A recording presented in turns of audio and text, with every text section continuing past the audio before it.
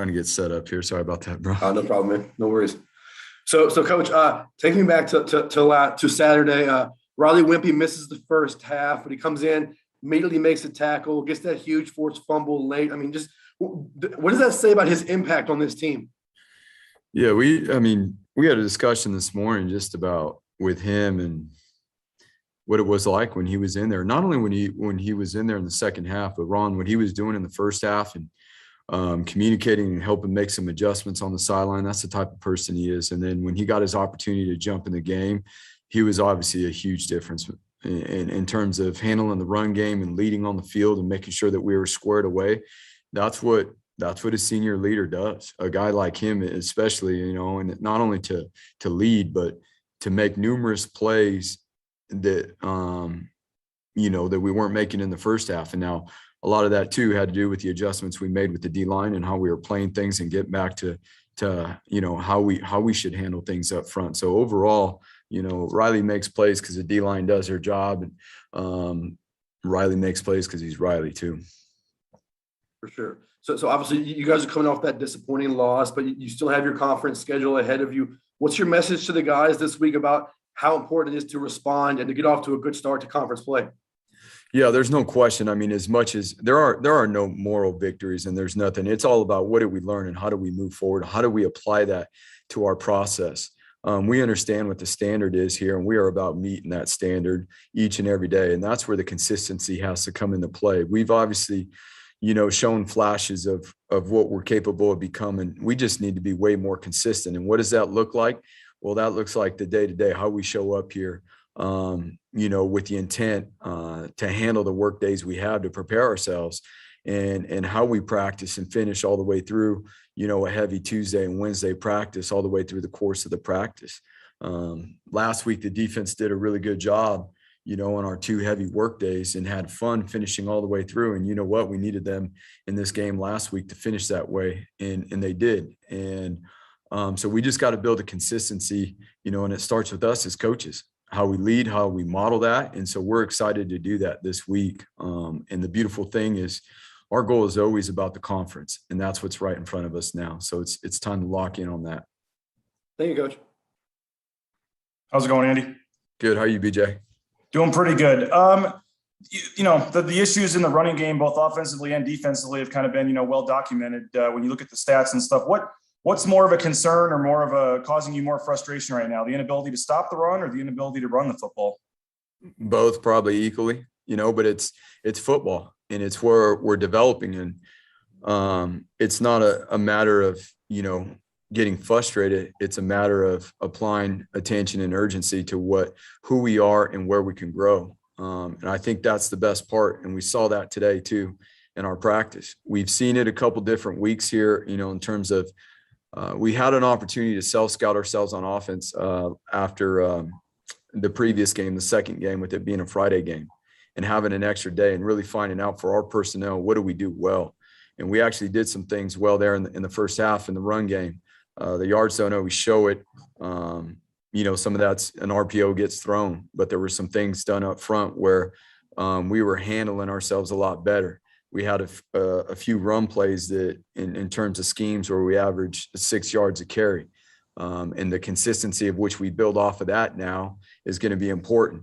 And on the defensive side, it's actually just really simplifying, BJ, simplifying what we're talking about in meetings, what we're working in individual, how that pertains to the group periods and then into the team periods, and being able to create some habits. So when we cut it loose on game night, those are our habits, and we don't revert back to other things. And so it's not a matter of frustration that, to be honest with you, is it's not the standard. That, I know that, but you know what, having the answers and understanding and knowing what we need to do to move forward is very encouraging. You mentioned after the game, touching on just needing to find a way to finish better. You look at the points, scored, I guess, is simple enough. 85 in the first half of these games, only 22 in the second half. Defensively, the numbers have gotten better, defensively in the second half. What have you seen in second half from the offense, and how important is that as you move into conference play where there's going to be more tight games and stuff, where the second half performance offensively doesn't drop off? Yeah, no question. That starts with us, how we're leading, how we're adjusting behind the scenes, how we're analyzing in game. And we've had some great conversations as coaches. We feel good about our plan moving forward. We actually had some great conversations today after practice with the players, and they're excited about it too. And so, we've got to be able to. This is a game of adjustments, and we have to be in time as fast as possible, as clear and concise as possible. And so we've evaluated ourselves again. It starts with us as coaches, and we look forward to making those improvements. Thank you, Andy. How's it going, Andy? What's going on, Jay? Andy, this might be kind of a weird question just because whether you be a player or a coach, everywhere you go, you've won a lot of games at a pretty high rate. So who has kind of maybe taught you about how to responding after a loss? And what do you think is like the key to responding after a defeat? I think the most important thing, regardless of the result, is to really always be, open-minded to the truth of what happened in the game. We've played well at times too. I've been a part of a lot of victories that we didn't play very well. So although we do get judged on the results, and there's certain standards that need to be met in terms of the results, you've got to be able to be true to yourself and the evaluation on what's really on the film. What do you see? And it's not always just about the film. We just talked about the operation and how we're as a staff operating, and how that information is getting relayed to the players and things like that. So, Jay, I've lost enough games in my life to know that it's not a feeling that I like or anybody likes, obviously, and most importantly for our players. And it's our responsibility as coaches to provide them the confidence through having answers and solutions, so that we can move forward and grow into what we're capable of becoming, because we've shown it. We're just not consistent with it right now. Mm-hmm. I know that you just kind of hit on the ground game in terms of the offensive side of the ball. Where do you want to see that go? Because, typically Boise State has had, it's been one of the best rushing attacks in America, if you look at it, especially when it comes to individual performances, 11 straight years with 1,000-yard back. And through 3 games, your top rusher has 61 yards. And so how do you get it going? And in this RPO offense, what is it capable of? Do you need to get it going to get the rest of the offense going? It always starts with a ground game and being able to open up. The other night, we had some condensed formations where the defense started putting a lot of bodies in the box, and those coaches made it very aware that they were going to. So we have to be able to adjust and be able to work off what the defense has given us. But it always starts with establishing the run game. That's football. Who wins the line of scrimmage, and whether that's in the run game or who's pressuring the quarterback, who's getting more hits on the quarterback. So that's obviously a huge emphasis, being able to get consistency within the O-line personnel. We're excited about that, and get a rotation working together, and their communication, their operation together. And again, really being through 3 games into it now and finding out what are the things that we actually do best in the run game. What are the things that we can grow on and build on that suit our personnel. Thank you, Andy. Let's go, Bob, ball game, and Will.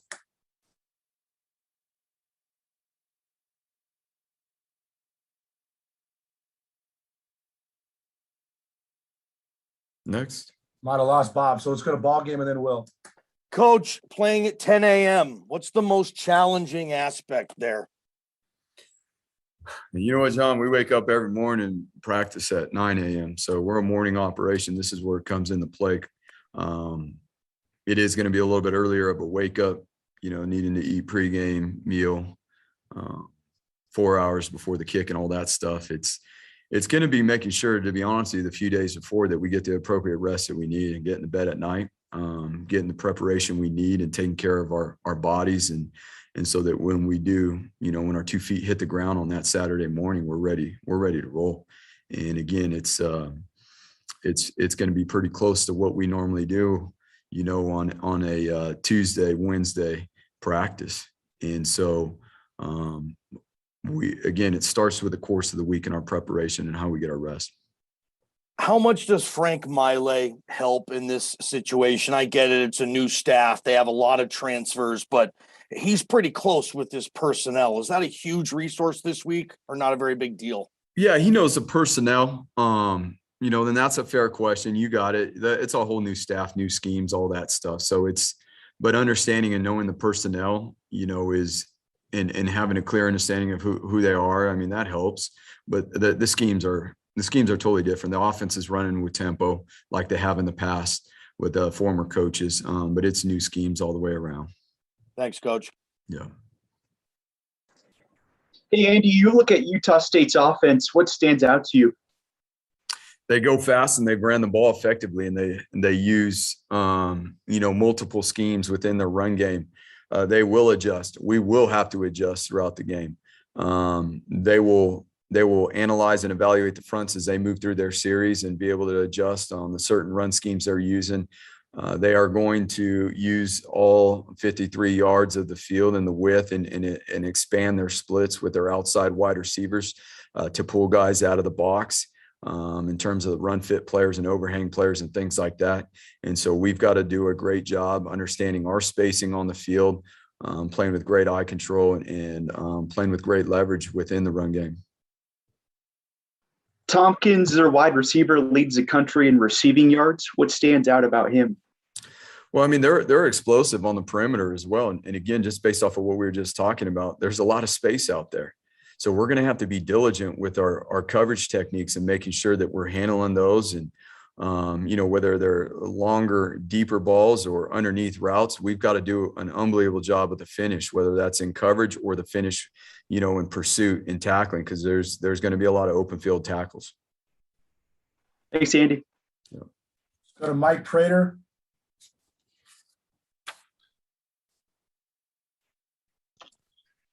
Andy, let's talk about, I know you've touched on a couple of different subjects about the run game, the offensive side of it and the defensive side of it. The angle I'd like to look at is the physicality. And I don't know if it's there or not. I'm anxious to hear what you have to say in terms of the physicalness of your offensive line and the physicalness of your defensive line, your front seven. You've given up a lot of yards to these power backs, the kid from the Central Florida kid, and then the kid obviously on Saturday night. So the physicality on both sides, is it up to par? Is it up to what you want to see? It's not where it needs to be, Mike. You know that. I mean, you're running the ball for more yards. Is it there at times? Yeah, but we got to be more consistent with it. And our guys are working to do so. That starts with our fundamentals and our discipline. To be able to execute those consistently and build the confidence. Where does the mentality come from? It comes from having the confidence and the tools. And that's on us as coaches. And that's not on the players. That's on us to make sure that we get that squared away and we instill that and create that mentality within the fronts. Again, too, being able to have a consistent lineup in order to do so, I think, in fairness to the coaches, is something that we're looking forward to working with here through the next couple of weeks. So that is on us as coaches, Mike, and we take great pride in that. But you know what that is.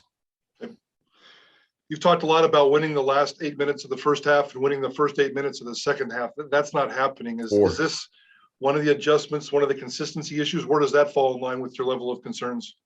Yeah, there's no question. How we finish the first half and going into halftime, we've started fast. And now we've got to be able to do that. And really where that starts is in practice and having an understanding of certain periods and how we're repping those certain periods and the urgency. We have breaks in practice to simulate the halftime, to simulate, having to sit on the bench.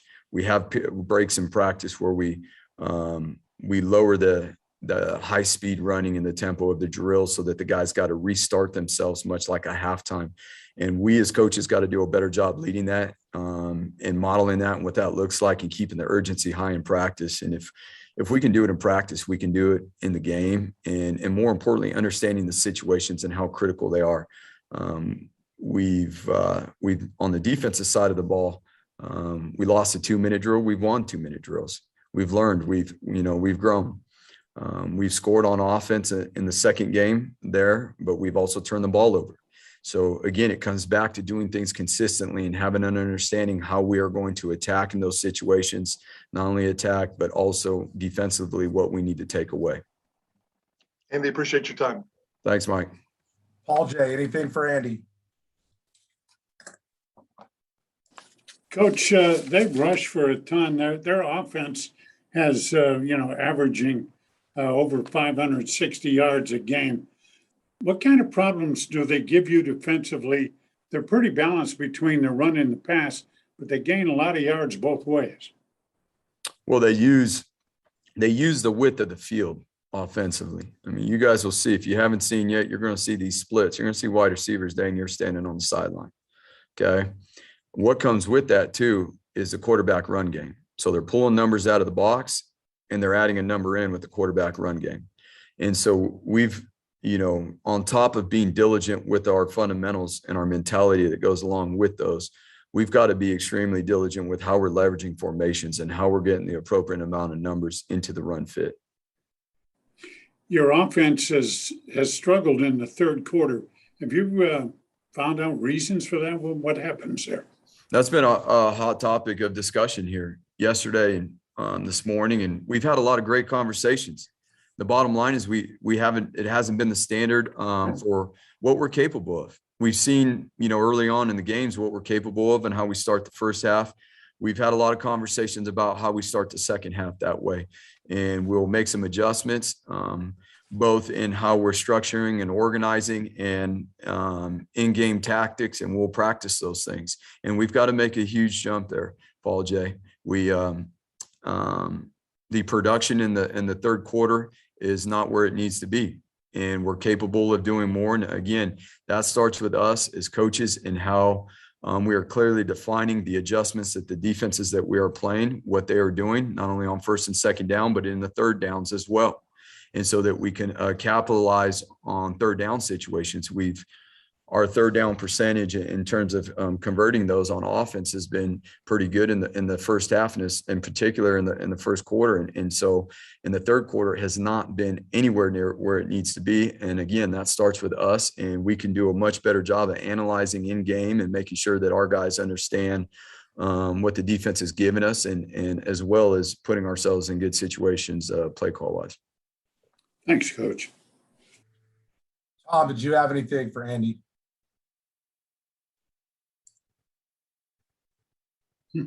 Yes, I do, Andy. You talked in spring football, going into spring football, about developing dependable depth throughout the roster. How close do you feel you are to that on the offensive and defensive lines? That's where we're the lightest. I mean, that is what it is, and we will continue to develop our young guys. We have some young guys coming along behind the scenes, but that is where we are the lightest. So, again, we are excited about the direction and what we're doing behind the scenes, but it is going to take, a few weeks for guys to be ready to jump in and get some game time reps. And then you played in the breakfast with the Broncos game at San Jose State in 2004. And Johnny asked about that earlier, but what can you share about that experience with the players, since you have been through it as a player yourself? Yeah, I mean, that was a long time ago. I think, again, part of the deal is back then we didn't practice in the morning. We practiced in the afternoon. We showed up here at 1:30. We started meetings. We were on the field at, 3 o'clock to 5 o'clock, 5:15, whatever that was. We don't do that anymore. We operate year round in the morning. And much to the guys' delight, we're here at 6:30 in the morning every morning. I know it's going to be a little bit earlier on Saturday, but Tom, I mean, it is going to be a big challenge. This is a great team that we've got to be ready to go to play against in their home stadium at 10 a.m. on the road. And, it was a little bit different way back then. Not only that was a battle down in San Jose. I broke my hand in that game. My buddy next to me got kicked out of the game, the linebacker playing next to me. So there's not a lot of great memories from that game, besides that we found a way to win. And ultimately, at the end of the day, that's what it is. Thank you. BJ, you said you had one follow-up. Go ahead. Yeah, Coach, you mentioned, just how important it is, and your main goal being to win the Mountain West, obviously. And divisional play, obviously, when you want to win the division, games within your division are obviously very key. You guys have won 19 straight divisional games. I know you weren't here the last 2 years, but I mean, to win divisional games, particularly road divisional games, how important are those games? I know every league game is important, but just the importance, on beating the teams in your own division when you want to win the division. Yeah, every game from here on out, to win the conference, especially within, the division and going on the road and playing on the mountainside. And there's some teams that have shown how competitive they are in this conference by who they've played and how they've done outside, of playing, the Power Fives and whatnot. And so this is a really good conference, and it's hard to go on the road and play. That's part of college football. We got a humongous challenge in front of us, but the way the guys responded today and the way they came back, they understand some things. We understand some things as coaches, and we're ready to grow forward and move together and have a great week. Put our best foot forward. Appreciate it. Jay, go ahead.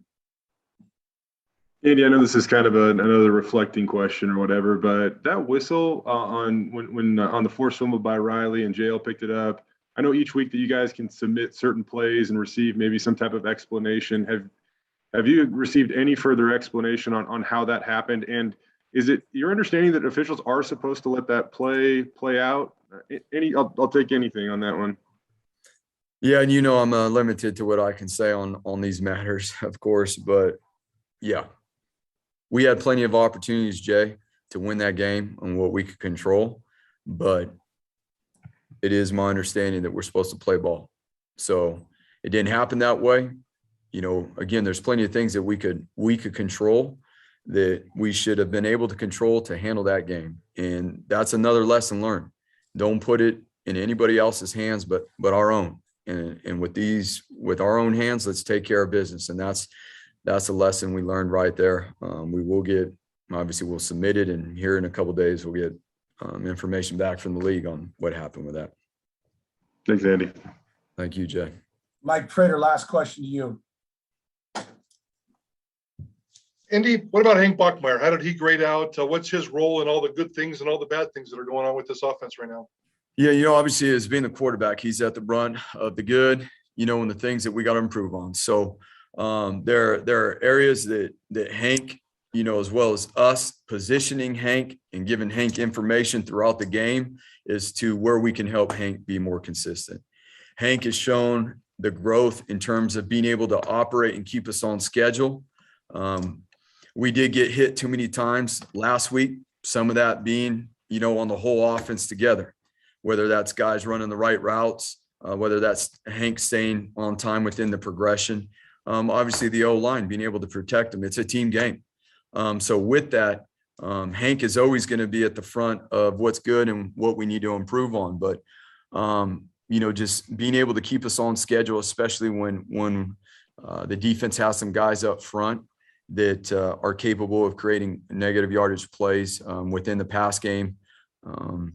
And just we can do a much better job through the course of the game, making sure that we're communicating effectively with Hank on what is the defense giving us, and this is we're going to attack next. And we've got to do a better job of staying out in front once we analyze what the defense plan is throughout the course of the game. And we'll do that to make sure that not only with Hank, but with all the quarterbacks and the guys on the sideline there in the offense, that they have an understanding of what we're getting from the defense.